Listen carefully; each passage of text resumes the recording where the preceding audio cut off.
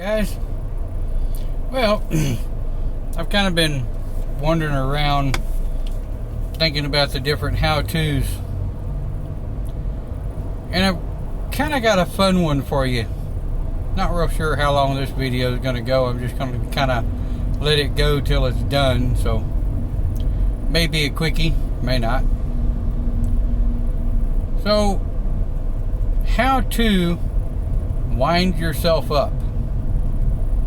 Yeah, how to wind yourself up. Well, that's relatively easy, because you start winding yourself up by the what am I? You know, am I pagan? Am I Christian? Am I Jewish? Am I atheist?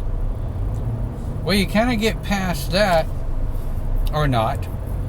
Hopefully you get past that, and then you wind yourself up with, well, how do I follow my path? How do I continue who I am?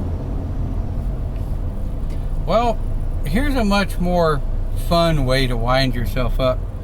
Sometimes I do it just to keep my mind sharp. Think about this. The chaos theory believes that the flapping wings of a butterfly can cause a hurricane on the other side of the world from where the wings were flapping, correct? Well, that being said, then there is the mathematical theory. The theory that everything that happens, everything that will happen, has a mathematical equation with it in such a way that if you work the math of the things that are happening now and you project that math onto the things that very possibly will happen, then you have a real good idea of what will happen in the future. Well, then you have the scientific theory of nothing has happened, can happen, or ever will happen without a scientific ideology or philosophy or proof behind it. Their idea is that you must be able to qualify or quantify everything that has happened, or that you think has happened, or that you think you have seen happen. Well, then of course you've got the theory of momentum, and that is that once you start a momentum of something happening, it's going to always happen in a straight line unless something else happens to nudge, shove, or just literally bump it off track of where it's going. Well, then of course there's the cause and effect theory. Now, I've done videos before on cause and effect, but in short,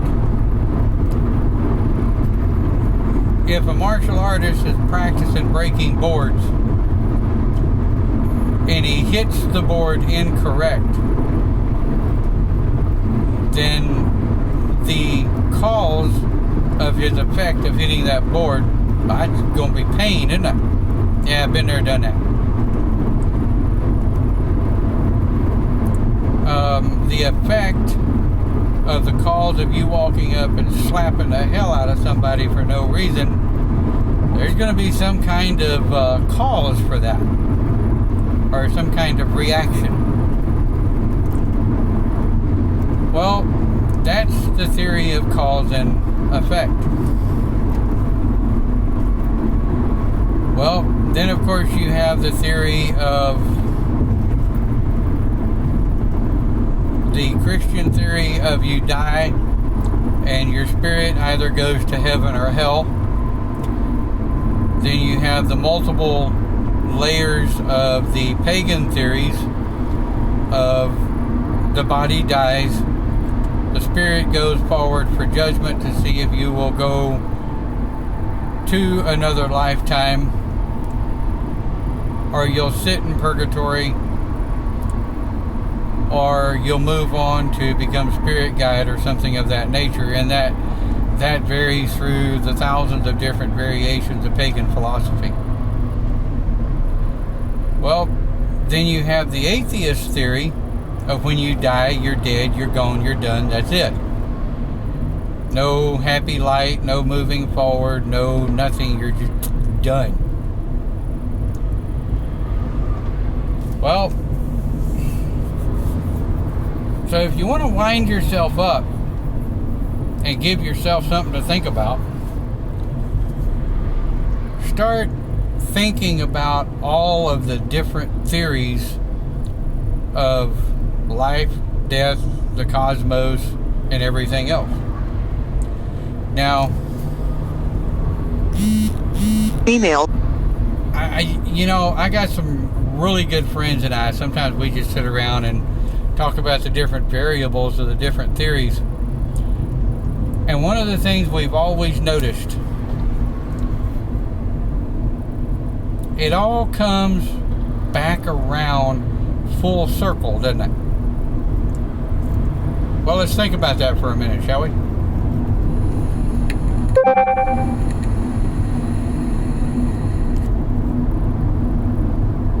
If I think about the chaos theory of the flapping butterfly wings causing a hurricane on the other side of the world, could that not only be wrapped in, also be wrapped into the cause and effect theory,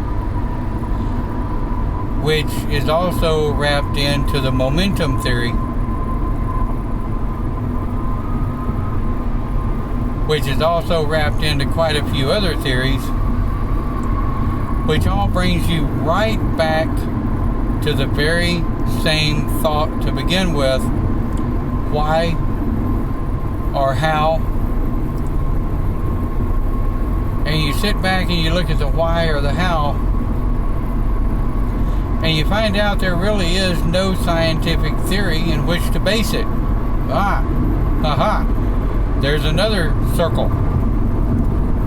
We as human beings want some kind of scientific validation or verification of whatever it is we're trying to figure out, the why or the what. Sometimes it's best just to kick back and lean on the Secret of Life video as an acceptance, and accepting the things at the moment we just quite simply don't understand as being the way they are. So, I guess the title of the video is kind of a ha-ha, as in how to wind yourself up. Because we as human beings tend to wind ourselves up on a daily basis by allowing ourselves to be put into certain conversations that make us uncomfortable to begin with, such as politics, religion, philosophy, sociology, ideology, and all of the other happy ologies out there, if you will. But yet, if we simply ignore it, refuse to talk about it, be scared of it, or refuse to acknowledge it, we're really not doing ourselves any good, are we? We have to allow ourselves to be open to different things outside of our comfort zone. My boss has said before, it's one of the things he likes about me is I'm okay taking on jobs that are outside of my comfort zone, whether I know anything about them or not, because I'm perfectly okay learning new things. I may grumble and growl about it, I really don't like that program, or I'm really not impressed with the way this vendor supports that or this. But at the end of the day, I have to be open-minded enough to be able to look at a situation and say, there's no sense in me letting that wind me up, because I know it's something that needs to be done. And I look at all of the different theories that human beings follow and entail to, and I find it almost comical at how they let these different theories wind them up just simply because it's somebody else's theory. Well, who the hell really knows what's right or wrong? It's like I've said before, right and wrong, truth or lie, is 90% perception and only 10% reality, because at the end of the day, we never really actually know what has happened unless we were there. Well, therein lies another theory, doesn't it? And that's the perception theory. How do we truly know what actually happened in a situation when the only thing we have to go on is our perception of the events? So, I guess the moral of the video is this: don't let yourself be wound up by things for which you never really actually have any control. Therein lies another theory. It's called the control theory. As in, I control my own destiny. I make the decisions of everything that I do or don't do. And I control my destiny. Well, do you? If you think about momentum, cause and effect,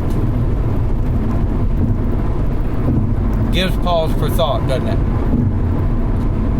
If we really control our own destiny, how do we know what's controlling our ability to make certain decisions when every decision we make is based on something else that is either happening, has already happened, or that we perceive is going to happen because of things that have happened already? See how easy it is to wind yourself up over that? I think it's fun just to do it on occasion. But get a grip on how far you let it wind yourself up. Get a grip on how far you let it grow. Let it, don't let it grow into something that you can't, get back under control and go, why am I doing this? Enjoy the ability to let yourself question. You'll be amazed at how much you'll learn about yourself and the world around you. So, on occasion, let yourself be wound up. Let yourself be taken aback with conversations that are going on, or maybe something that's said. And before you jump and before you freak out all over somebody's head, think about what they're saying. Think about their theory and what they're saying, and whether or not it could possibly make sense. It's definitely something to look at. So keep that in mind when you're living in your own theories, and keep that in mind when you've got your own things going on. We'll look forward to seeing you in the next video, and I definitely look forward to your comments to this one. Have a great day, and I hope everything is well for you.